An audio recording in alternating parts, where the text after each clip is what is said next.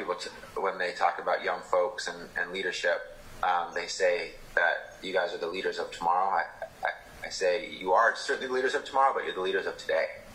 And our young people are driving us towards where we need to go more than ever.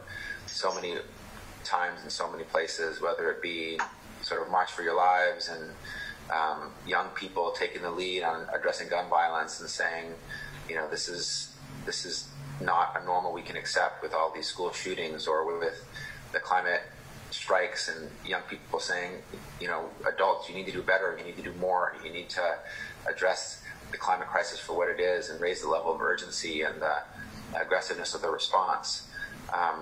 Young people are changing our lives for the better. And so, anyone who says it's not your time, it is your time, and your time is now. I think authenticity is a big part of it. Like, I think a lot of people, when they leave, they're like, okay, I'm in this leadership position, I have this title, I'm supposed to be a certain way, I'm supposed to act a certain way, I'm supposed to talk a certain way. And I think none of that is true. I think, I think it's important not to project and channel some vision of the leadership position that you're in, but just be you.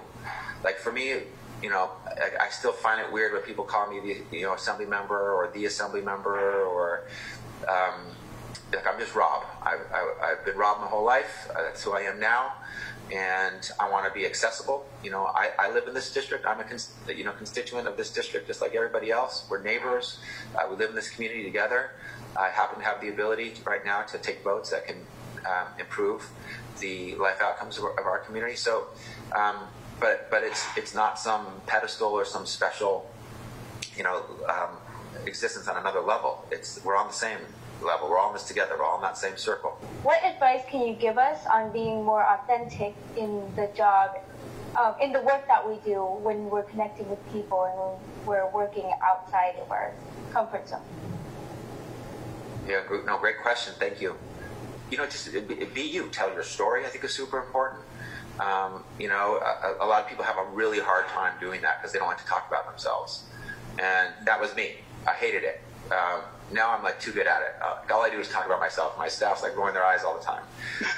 But people want to know who you are, what moves you, what your story is, what your background is. When they hear, your sort of your path to where you are, I think they understand you more, and they want that, and they should have that. They should know who their elected leader is and what drives that person, what makes them tick, etc. So I am more comfortable sharing it, and other people should too. And a lot of times people feel embarrassed or stigmatized by some of their experience, like if they're an undocumented immigrant, or if their system's impacted and have spent time in a locked facility, or if they have been homeless for some part of their life, or whatever it may be.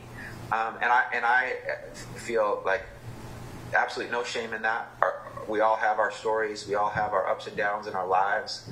Lives send you twists and turns and zigs and zags, and you're here now, and you're leading now. And that story, that experience, can make you a better leader. It can help you understand more of the folks that you're fighting for. It can help you, give you a perspective or a resilience that makes you a better leader. So people have a hard time talking about themselves and their stories. They find sometimes their society makes them feel shame about certain parts of their lives, but I think just that's part of authenticity, owning your whole life and what you've experienced and what happened, mistakes you've made, parts where you feel like you haven't lived up to what you expected of yourself, but that's all okay. That's all of us.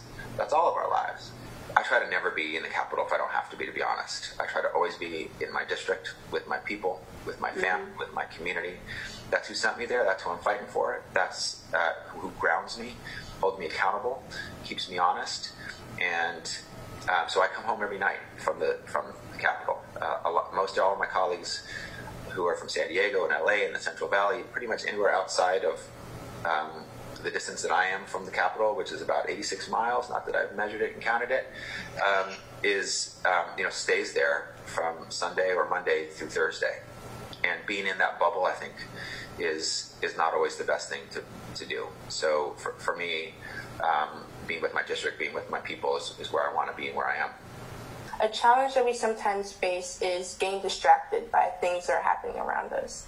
So what advice can you give us to focus on our work and in order to achieve our purposes, whether that's change in our communities or change within ourselves to develop a higher consciousness? Tough one. Our world is crazy. Our lives are busy. Our lives are chaotic. They have a lot of stresses and strains. They have a lot of anxiety and worry. Our world is full of that right now with COVID-19. I think with stress levels and anxiety and ability to be distracted or to lose focus is high right now, but it's high all the time. And so for me, if you're ever looking for that calm in the storm where everything stops and everything slows down and you can singularly focus on, your work or your internal development, like that's never going to happen in my view.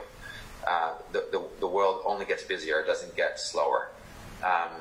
It is important to find time for yourself and self-care and quiet moments. And that's part of the ability to be sustainable. And everyone has their own thing that's their happy place that keeps them sane.